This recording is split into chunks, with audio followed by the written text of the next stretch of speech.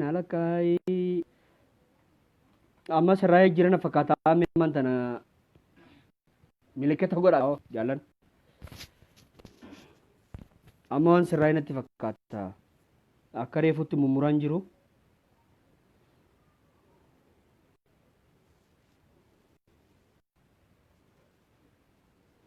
amma sagaleen ni dhagama jaalan dhagama yoo dhagaamee milikata godha reefuun tana sagalee waan kukutamee keessee yookaan sirriitti dhagaamu taate naaf hima hayyi dureen adda bilisummaa Oromoo haasawa arra godhe irratti waan dubbatanii fi okay thank you fami jaal daawud ibsaa galgala kan haasaa OMN irratti godheen haasawa uummata Oromoo kabaja godhuu dubbate gootummaa isaa ibsee jira jechuudha. Haasawa kanarraa fi wal dhabbii jidduu tana adda bilisummaa Oromoo keessatti dhuferraa okay seenaa thank you ayyee ambattiin fufaa live faareyaati gaa natti hin qofnina haareya hangaan baruu ulii immaasiisi ganamuutiin dhufa yoo haraara nattaate jechuu akka warra live seenutti okay hayyi dureen adda bilisummaa Oromootii fi miseensota deeggartoota marfattoota abaa'oo fi hawaasa Oromoo addunyaarra jiran hunda waan yeroo kana haddeessee jiru jira wanni kunis waan adda bilisummaa Oromoo keessatti ta'aa jiru jechuudha. Adda bilisummaa Oromoo keessatti ammaan tana haalli deemu jiru haala hedduu fokkisaadha. Warra gaafa duraan waggaa dheeraa gammoojjii Eertiriyaa keessatti waliin qabsaawatu warra eegartee adda bahan je'ee yaanne santuu arra wal dhabe jechuudha. Tokko gara bilchiginnaa OLF PPOLF hajaan amma Hilton OLF fi original OLF dha jechuudha. Amma bakka lama gije baafnee dubbannu. Immoo ana bakka lamatti illee akka bahan hin barbaadu waan isaan kana waliif fidaa silaa daleen natti mul'ate yeeti yaada isaan lachuu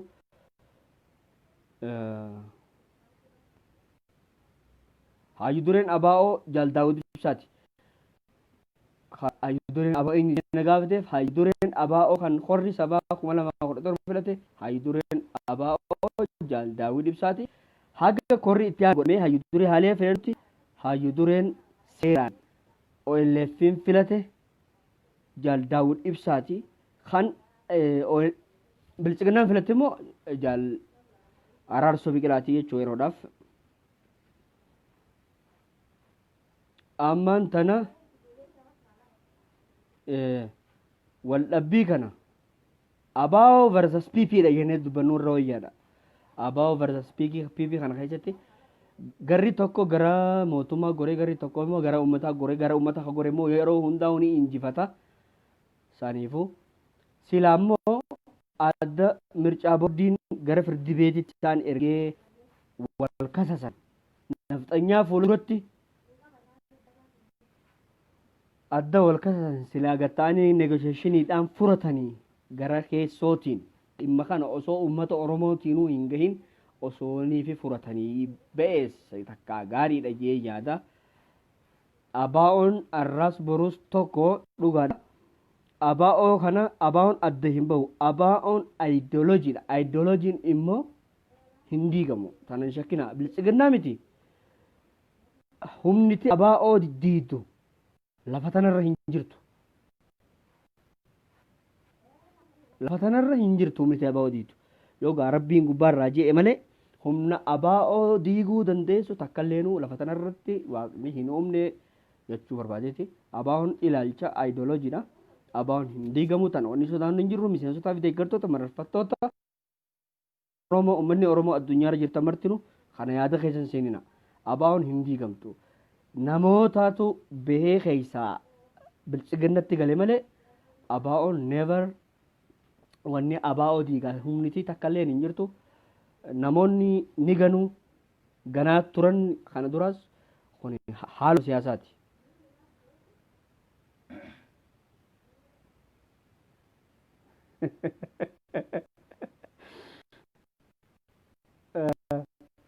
Saniifuu silaa jarri keenya kun gatta'anii ammaan tana maxxanyaaf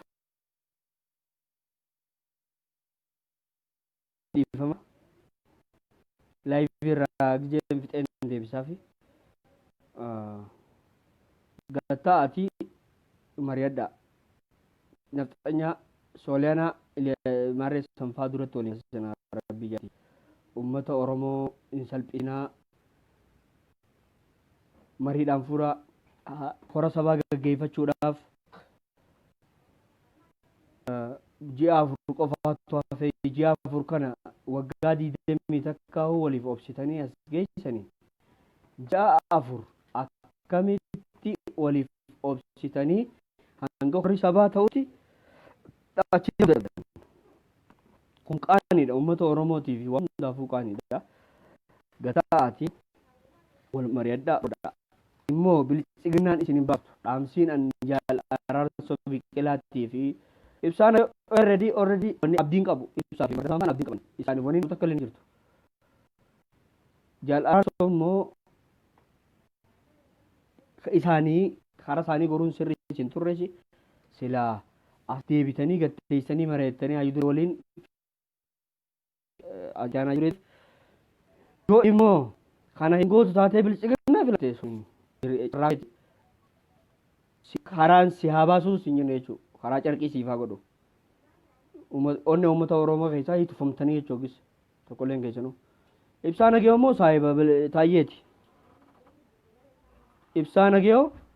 wannumma eega biyyatti gale dubbachaa turre ibsaa nagee waajjirri isaa gizeenii fi jarri kun karaa gollalee waajjira gollalee deeman inni karaa waajjira bilchiginnaa deemaa ture. Tuni gaaffiin qabdu ibsaan eega biyya gale turte dubbachaa turte ganee jira. Waan ibsaan eegan irraa wanta kan isin jechuu barbaada 2018 akka abaa'oon biyyatti galteen waliin haasa'u turre akka hayyudureen jijjiiramu an jechaatiin hin ture. Gaafa san horri yoo maleen ta'uu nan jee arrammoo wanni isa gabbaasee akka hayyudureen jijjiiramu isa godhe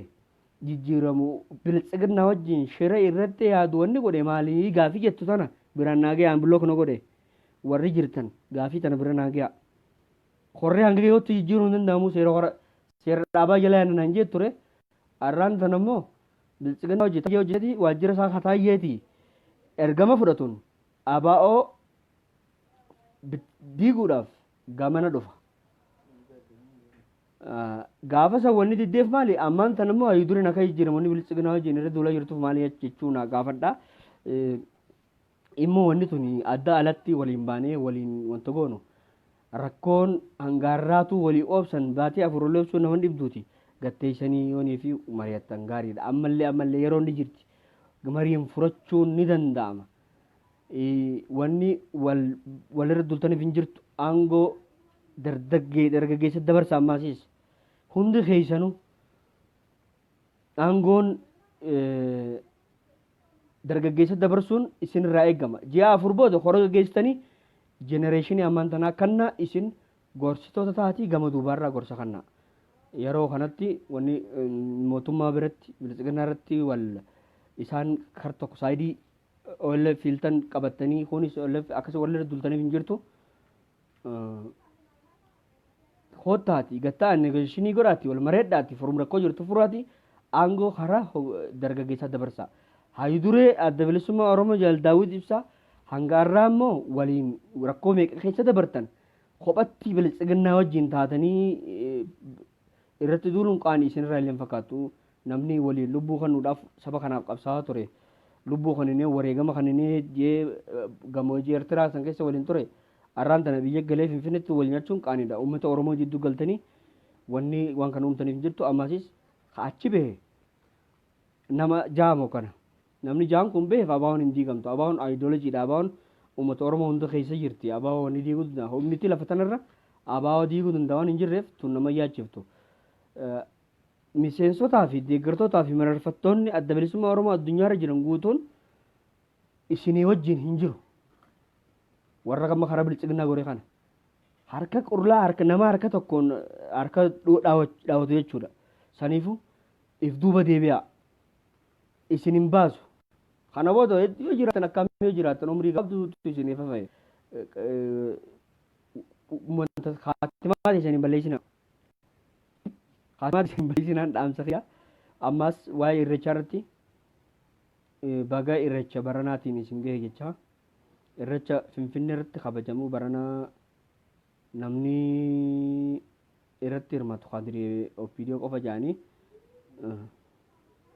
uummanni oromoo balan akka irratti hin hirmaanne mootummaan dhorkee jira sababa covid-19 jedhanii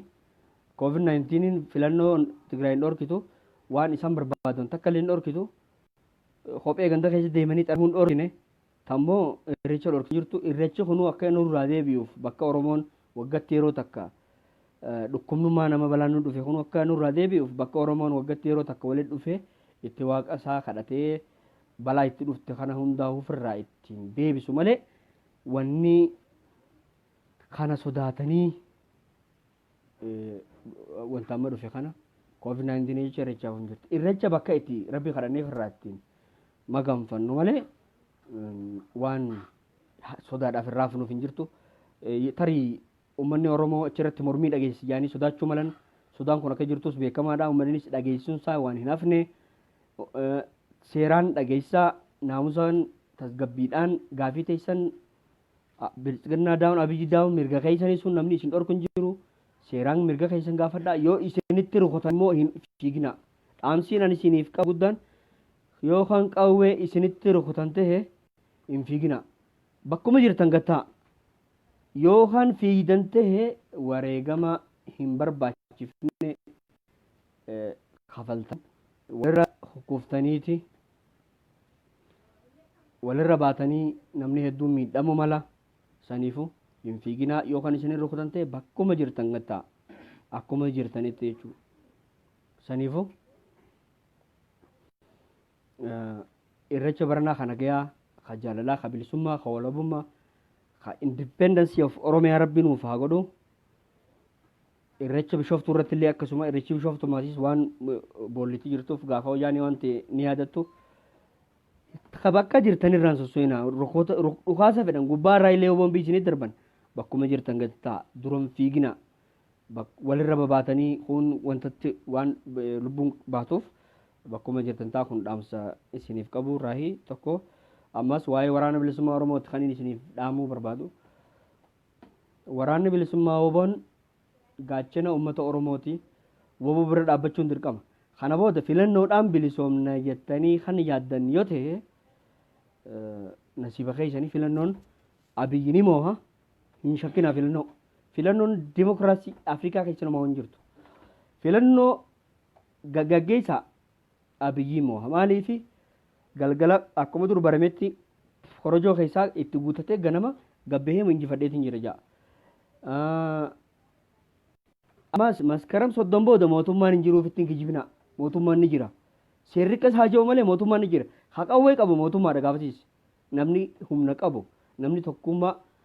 qabu akka Tigreesanitti ifiif gaggeeffatee waan fedhe godhachuu danda'a garuu immoo mootummaan maskaram 30 boodaas ammas kan jirre mootummaan federaalaa Tigraay qofa malee Oromiyaa maskaram 30 boodaas ni jira immoo akka seeraatti leejismasii hatee mootummaan hin jiru mootummaan sun waan hin jirreef immoo seeraa ja'a malee qawweedhaan immoo ni jira qofa qabaadha maskaram 30 booda guyyaan jiru jettanii feesbuuk irra tatteessanii feesbuuk irraa maskaram 30 booda mootummaan hin jiru jettanii walitti hin kijibina hayyoonni oromootis maskaram 30 በኋላ ህጋዊ መንግስት የለም አው እሱ ነው ገሩ jecha oltanii ummatan sobina ummanni akka hidhatu akka tokkummaan firraa lolee independence of oromiyaa jaarratu irratti ta'e malee maskaram 30 booda qawwaan irra ta'a humnaan ta'a hanga moofamee bu'utti humna qabu hundaa'u godhee abiyyaan goora turuudhaaf wanni inni hin goone hin jirtu waan lafa tanarra jira hundaa'uu ni fayyadama jechuudha. Oromoonis waan danda'e hunda fayyadameef irraa kaasuudha malee maskaram 30 booda mootummaan hin jirtu. Oduu akkana kana tana fulbana 30 booda jettanii fulbana olii jechaa nooni maskaram 30 mootummaan qabeedhaan gubbaa utaalee guyyaa takka darbuu ta'a akkam qabadha seerarra jiru malee gubbaan utaala maskaram 30 harfaan gubbaan utaala saniifuu namni humna qabu moo ofirraa buusa. Wanni kana hunda dubbadheef ammaan tana oboo cinaa dhaabbannee oboo haa gargaarruuf oboo gargaarree nama lubbuu siif kanne tokko an saba addunyaa tanarraa akka Oromoo na ajaa'ibuun argine nama lubbuu saba kanaan bilisoomsa ciyee kanneen bosona jiru gargaaraa ja'anii dubbachuun nama qaanfachiisa tana hedduullee dubbachuun barbaachisu dubbachuun nama qaanfachiisa immoo abdiin amma booda Oromoon qabdu qeerroo fi oboo malee paartiin Oromoo finfinnee jirtu ummata Oromoo bilisoomsuu dhiisiiti maasaniitu bilisoomsuu dhiisu kana booda abdiin saba kana qabsoo qeerrootii fi ummata Oromoo guddaatii fi qabsoo waraana bilisummaa Oromoo jaal gollichaa fi jaal marroo jaal odaa qabsoo waraana bilisummaa ajajaa waraana bilisummaa Oromoo zoonii bahaa jaal sanyii ka jiddu galaa jaal marroo kalixaa ka kibbaa immoo jaal gollicha dheengeetii fi akkasuma itti aanasaa jaal gammachuu abooyyee akkana kana isaan kana cinaa dhaabbanneeti abdiin Oromoon qabdummaan tana bosonaa fi qeerroo harka malee qeerroonis ammaasis tarsiimoo jijjiiruu qabdi. Tarsiimoo duraan gabaa lagaddaa laganne bakka injifannoo galmeessan saniin neefara amma booda wanti takka hin dhuftu karaa cufuudhaan qofoonni dhufaan jirtu kana booda tarsiimoo jijjiiru wanni godhuu qaban tarsiimoodhaan galgala gabbahanii waajjiroota mootummaatii fi bakka irratti tarkaanfii fudhatamuu qabdu irratti fudhatamanii galu malee karaarra bahanii dhumaa ooluun wareegaman jirreef ummata kakaasuunis gaafatama qabsoos jalaan nam tokko hiriira amma booda akka bahu hin deeggaru hiriira tokkollee hin beeyna karaadhaa ishee cuftan cufaatii galaa dhofaddaati malee osoo waraanni sin arku wareegam jire wareegamni kafaluu qabdan wareegama eega kafalta wanni bu'aan arkamu wareegama caalu ta'uu qaba malee akkanuma karaa yaa'anii dhumanii galuu faayidaan qabdu. Namni ganamuu gabbeeduun faayidaan qabdu masis qabsoo walitti fufinsaan hanga dhumatti godhaati qabsoon walitti fufinsaan godhamtee injifannoo argamsiisuuf argoo torba tokko ta'e mootummaa nama haareettu noorachaa waan dhufuuf qabsoo walitti fufinsaan godhamtuutu mootummaa jijjiiruu danda'a ammaasis tarsiimoodhaan yaada adda addaatiin mariidhaan hiriira qofaa miti karaa cufuudhaa yoo barbaaddan immoo dhokodhaa cufa eega cuftan booda fagaadhaa bakka sanii waajjira mootummaatiif kanarratti tarkaanfii fudhatan fudhadhaa eega fudhattanii badaa bakka sanii malee karaarra bahanii dhumuun hiriirri hin dalagu mootummaan kun hiriirri nagayaa Itoophiyaa keessa hin jiru hiriira nagayaa hin beekna hiriira nagayaa baatee duudha hiriirri nagayaa du'a